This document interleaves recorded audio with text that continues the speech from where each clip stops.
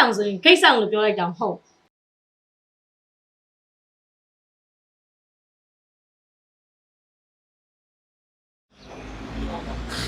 ကိုထိုင်ဘာဖြစ်တာလဲ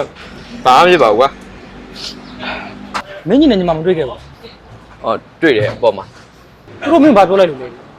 ဘာမှမပြောပါဘူးငါတွိုင်းလက်ခဏသွားလိုက် ဟောအေးဟောဒီကောင်နဲ့ကွာ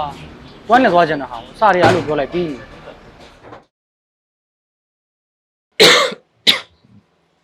ညီလေးညီမလေးဘိုက်စာနေကြပြီလားကိုကြီးထမင်းနေဟင်းနေတော့ချက်ပြီးသွားပြီပြင်လိုက်ရတော့မလား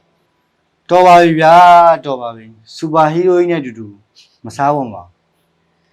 ဘာလဲစူပါဟီးရိုးဆိုတာ အမလည်းလုံကြုံရေးလေဟာလုံကြုံရေး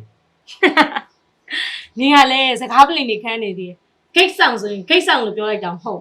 ဩမကောင်းလေဟာမောင်နှမချင်းချင်းပြောလိုက်ရှက်သွားမှာဆိုလို့ဟွန်းကိုကပဲစားလိုက်တော့မစားတော့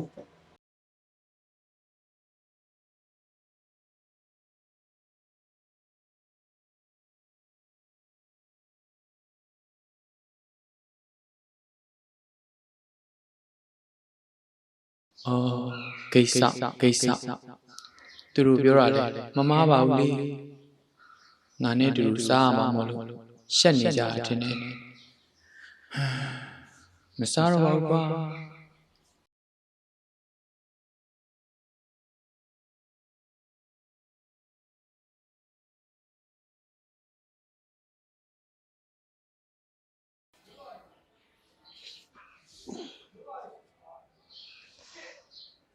ဟာ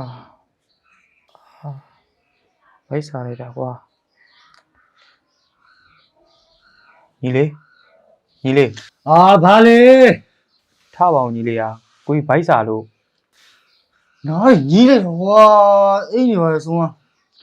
ဖိုက်စာကိုအောင်သွားစားပါလားဝမ်းကြီးစုံတော့မဟုတ်တော့ဗျာ ထမင်းနေဟင်းနေကကောင်းတော့မှာမဟုတ်ဘူးညီလေးကကိုကြီးတို့မောင်နှမတွေအပြင်မှာတစ်ခုသွားစားရအောင်နော် နိုင်ကြီးရဗျာအိမ်နေတာဒီချိန်သွားစားတော့ဘာရှိမှလဲမစားဘူးကိုအောင်စားရင်သွားစားအိမ်နေတာဟာ ဟာနိုင်ညီလိုက်တာမနေ့ကျရင်အင်တာဗျူးသွားဖြစ်အောင်မ အော်အေးပါကွာအဲ့တော့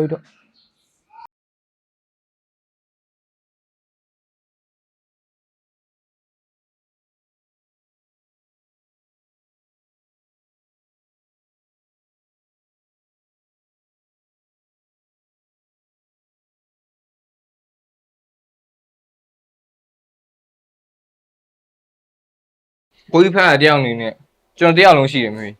ဒီနေ့ညီမလေးကိုကာကွယ်လို့ရတယ် အေးပါပဲတား